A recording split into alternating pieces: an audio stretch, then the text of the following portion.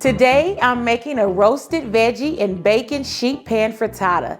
This dish is loaded with crispy bacon and veggies that have been pre-roasted so you can feel good knowing you're getting a good amount of vegetables in every cheesy, custardy slice. The vegetables I'm using are 1 small onion, 1 large red bell pepper chopped, 3 cups of torn kale leaves, 1½ cups of cherry tomatoes, 5 strips of thick sliced bacon, 12 large eggs, 1/2 cup of reduced fat milk, 2 tablespoons of stone ground Dijon mustard, and 1/3 cup of feta cheese.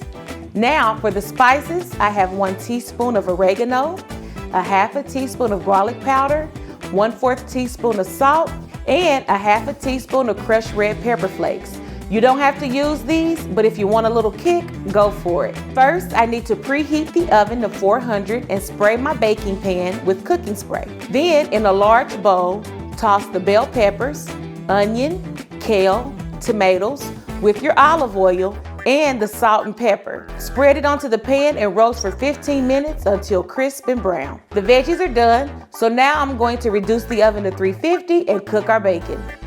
We're doing this microwave style. In a plate with a paper towel, place the bacon in a single layer, cover with another paper towel, and cook on high for 4 minutes or until crisp. When that's done, blot them to remove any excess grease and chop your bacon into large bits. In a bowl, whisk the eggs, milk, mustard, oregano, crushed red pepper, garlic powder, and the remaining black pepper, and then stir in your cheese, your roasted vegetables, and your bacon. It's looking beautiful already.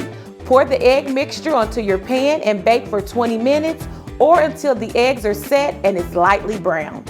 It's ready. Cut into 12 squares and serve.